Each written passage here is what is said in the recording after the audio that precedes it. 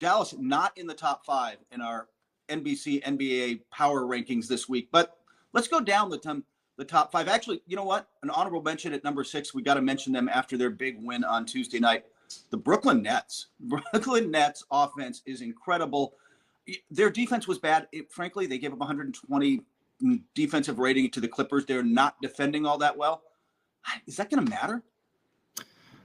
No.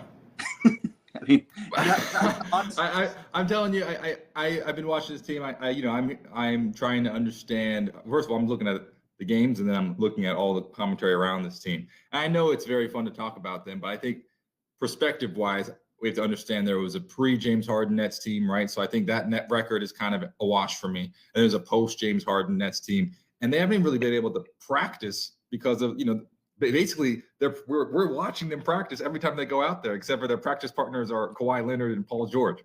That they're trying to figure this out on the fly, which is remarkable to see what they're putting out, and trying to understand each other's games and who's taking the last shot, who's the guy.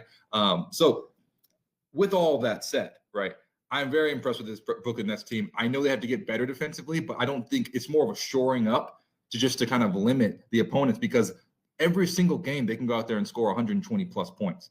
So when you're talking about defense, you don't need to hold a team like the Knicks are to under 90, 100 points a game. All you need to do is get them under 115, 110, right? So that's kind of the shoring up of defense. But offensively, to me, just no one has more guns. No. I mean, and it's like it doesn't matter. It's just a revolver. It's just whatever bullet you want. You want KD, that's an MVP candidate. You want James Harden, he's leading the league in assists, and at any given night he can drop 50. Kyrie is a creative genius. Like when he's out there doing his thing, there's like no one better. So it's a three-headed monster. Yeah, and you get to the playoffs. How do you match up with that? How do you stop all three of them? I'm with you. I'm not sure that it's going to matter much. I expect them to make some in-season moves to, like you said, look, if they can find a wing defender, that'd be helpful. Like to find another guy who can make a stop on the wing, some depth up front would be great. But if they just get which they got against the Clippers, a handful of stops down the stretch, that's probably all they need with this roster. They're that so good on offense. Number 5 on our list, the Denver Nuggets, another team who had a big win this week. They snapped the Utah Jazz 11-game win streak. Nikola Jokic drops. Nikola Jokic, man, 47 in that game, continues to be playing at an MVP level. Denver's starting to get some wins now. They struggled a little early in the season. They were playing okay, but they weren't getting the wins. Now they're on a roll. Hey, right now I'm loving this. This is like a return to the 90s big men. We're talking about Anthony Davis and Jokic and Joel Embiid as MVP candidates. No longer guys like the smaller guys doing their thing. They shook up the game, but it's the big man's time again. Jokic is playing at an unbelievable level. The only concern that I have with Denver is where is Murray right now? I think he's been inconsistent, and it's only been 20 games. I understand that, right? So I want to be very cautious in saying that, but they need him to take more load off of Jokic, right? Jokic can't be going out there scoring 40-something points a game. And you saw Denver was at the top of the rankings before, but that kind of stress for any one player to lead an entire team through that conference, Jokic is going to need help. And right now, I know Murray is averaging 18.9 a game. Some games he has 30, some games he has 12. Some games, he's shooting 40, 50% from three. Other games he's shooting 20, 30. I think we just need more consistency from Jamal Murray because he is one of the guys on that team. And right now he's not playing like he's one of the guys on that team.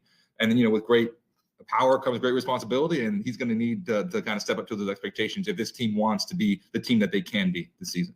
Yeah, with great contracts come great responsibility. We got that was in Spider-Man, right? I forgot. Contracts. Number 4 on our power rankings, which come out on Wednesday at NBC Sports. The other guy we were just talking about, a center in the MVP conversation, the Philadelphia 76ers, Joel Embiid. I'll tell you this, man. There was a lot of people, and raises his hand. I was one of those people. I wasn't so sure about how Joel Embiid and Ben Simmons were going to fit together. They're plus 14.9 points per 100 possessions this season when those guys are on the floor together. And while that includes Tobias Harris a lot of the time and some other guys, they're making it work this year. They're getting him in transition. They're putting Ben in spots he can do damage. And, of course, Joel Embiid. I love that Doc Rivers came in and said, you're the guy. We're going to go through you, Joel. And he's just taking that on his shoulders. Yeah, they've empowered Joel, and it's, I think before I was kind of confused. I was like, whose team is, I mean, honestly, right, Kurt? Like, whose team was the 76ers before? I was like, is it Ben's? Is it Joel's? Everyone knew how talented Joel was. And then Tobias comes in, they sign him on this huge contract. I'm like, where does he fit in? Like, whose team is this? But now it's very clear. There's no doubt. And I think it's interesting to look at two different big threes, right? And I don't like to just throw around the name big three because that implicates some sort of like dynasty or some sort of championship caliber team, which both, what this team is. But you look at Brooklyn's big three with KD, Kyrie, and James Harden, and you look at Philadelphia's big three of Tobias Harris, Joel, and Ben Simmons. I really like Ben Simmons in this James Harden role where, he can penetrate, he can finish at the rim, he's going to the line, but he's more of a distributor, right? A facilitator. He's 7th in the NBA right now in assists. But I think that's going to where this team needs Ben Simmons to just keep building in that role and becoming that James Harden facilitator for him, like where you're a top 2 or 3 in assists. It should be like James Harden, LeBron James, Ben Simmons, And you have shooters on that team too. You have a guy like Danny Green, and this is where he made his whole money, his career, hitting open shots down the stretch. Seth Curry's been doing that for him. And by the way, they gave the ball at the end of that Laker game. It was Tobias Harris, man. They set the screen. They get the switch. So it's Tobias Harris guarded by your guy, Alex Caruso, who's love Caruso. He is gritty. He is tough. He is not going to stop Tobias Harris from getting into his spot and knocking down that shot. And that's the advantage of having a scorer like Tobias Harris. He can just kind of go get you a bucket whenever you want. In fact, number 3 on our list is that exact team. The Los Angeles Lakers. They had a couple losses on this road trip, but I'm not really concerned about them. They're going to be just, like they can take their foot off the gas a little bit. They're going to be just fine.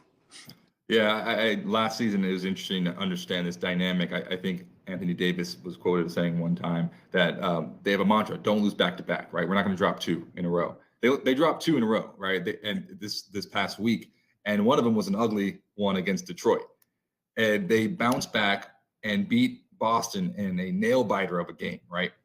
And once again, a very good Boston team. So for me, that is a sign of, okay, yeah, they dropped 2, but they responded. And I think you have to understand the game. It's such a long season. There's almost like mini games within the game, right? And this is one of those mini games within the game where you have a 14-day road trip and you drop 2 on the road. The third game is how do you respond to that? And then how do you walk away from this 14-day road trip with a win, with a success, right? And so by the way, keeping that championship goal in mind the entire time. So I think with LA, it's just one of those things where we just trust the process. We trust our practice. We go to work every day, keep pounding the rock, and don't change what we do. Just trust ourselves. We're good enough to win a championship. We know that. And there are going to be up and downs. But I like how they're playing the games within the games right now, keeping things interesting. And I do love that they responded at the end of the road trip. I mean, that Hawks game. I mean, look, a lot of teams just take their foot off the gas in that last game, don't they? They was like, oh, man, what time does the plane leave? When do we get to go home? And Lakers came out and said, hey, we got to get a win. We got to be a little more focused. And it's a sign of just how LeBron James has them focused. Number 2 on this list, that team down the hall on our power rankings, the Los Angeles Clippers, continued to play really well. Again, they had the loss to Brooklyn on the road. That's kind of a forgivable loss, but they played tough. Didn't get the stops they needed, but that's still a team. Look, man, they are just in a groove right now. And I think the only thing I looked at them, came out of that game, and my thought was, going back to the summer, they talked about getting a point guard. They get out of their offense at the end of games. They become, it's all about, Kawhi Leonard and sometimes Paul George having the ball in isolation. They just need a point guard, I think, who can get them to run some sets late in games, just a more traditional guy, because that Reggie Jackson creates for himself. And then when they get Patrick Beverley back, he'd help defensively, but he's not a classic set you up kind of point guard. But aside that, I'm not, look, the Clippers are fine, man. Yeah, the Nets ran away with that on a late run, and that was all she wrote. You're right, and it's interesting, like we talked about before, with the Nets, they have so many weapons to close out games, and the Clippers, you have 2. I mean, Kawhi is one of the best closers in basketball, and Paul George is, MVP player. Like, so you have 2 great players as well. But you're right. I think they just need to figure out how do you close games. With that said, they have one of the best records in the league, and every week it seems like we talk about the Clippers where we have questions about the Clippers, but they're always still top 3 in the NBA. And I think that's a good place for them to be. It's interesting to have that kind of like expectation, on your shoulders where everyone expects you to win a championship. And if you don't win a championship, if you're not top 2 team in the NBA, even when you're the top team in the NBA, people are still like, oh, they're not that good. I think that's so. Aren't they kind of in the same boat as Milwaukee there? Where like, it doesn't really matter what they can have this great regular season. We're like, yeah, what about the playoffs? What happens when you get up again? The only place they can answer the questions we ultimately have for them is the postseason. And the fact that they're having a good regular season still speaks well to their ability to do it. But I think you have to give people, the credit. Like that's what Kawhi and Paul George have brought to this Clippers organization. I mean, I don't think I've ever said that about the Clippers in my entire life. Like, what it only matters what they do in the postseason. I didn't even really expect to see the Clippers in the postseason, and now that is a perennial conversation for them since they've gotten those 2 players. So that speaks to the credit that that they brought, but now they have to deliver. And the Clippers team, for me, I love what they did bringing in Batum. He's been a big part of that team. I love them shooting from 3. They're 41.7% from 3 land right now. You have 2 closers. It's, I think, the same thing. Just trust the process, trust your game, and go to work every day because this team keeps getting better. They're like the Terminator. You can't get rid of these guys. Like I said, even when you're like, oh, the bench isn't that good, or oh, the defense isn't that good, or whatever, they're still winning games. It's just win, win, win. So I like the Clippers. It's just over the long stretch of the season, can they deliver? Yeah, and I'm with you, by the way. Batum has been a great pickup. He's been the new Boris Diaw, right? Like we got him out of Charlotte. Suddenly he's just like, bounces back on a good team and is playing well in the right system. He's a little, probably is not as into coffee as Boris, but everything else has been, everything else is right there. Number 1 on top of the list, another team who had a big loss this week too, but Utah's won 12 of 13 games. They bounced back and won after the loss. They have been playing phenomenal basketball. And again, you can have the questions about them in the playoffs. They've answered, yes, soft schedule so far. They're beating the teams in front of them and beating them well. And they've just played fantastic basketball. It's hard not to have them on top when you've won 12 of 13. And when Donovan Mitchell's out, Joe Ingles is playing phenomenal. Yeah. I mean, Rudy Gobert is playing once again, the age of the big man. It's a renaissance. Rudy Gobert is playing lights out. And it's funny because I don't know why when I thought about Rudy's game, I'm like, okay, best big man in the league. I always came to mind, like you said, Jokic, Joel Embiid. But Rudy Gobert, I mean, multiple Defensive Player of the Year winner. He's averaging crazy numbers right now. He's a huge impact defensive. Like he changes the entire flow of the game defensively. And he's quick enough where he can guard you on the perimeter too. Like that's what's so crazy about it. And then on the offensive side, he's just becoming more and more dominant. And I absolutely love what he's doing. Mike Conley looks like a great pickup for them as well. Jordan Clarkson is leading the NBA right off of the bench and scoring. I mean, they are a tough team. So they can continue to just win games and, like we talked about, play the games within the game. Just how do you make these little like road trips? How do you make those successful? How do you stay focused on these week in, week out basis? This Utah team is really dangerous. You mentioned to me that's the biggest difference between them that last year and this year. Mike Conley got there last year, dealt with some injuries, never really fit in. He was going to be this point guard to take them to the next level, and he didn't. He is this year. He's back to being pretty much an all-star level player.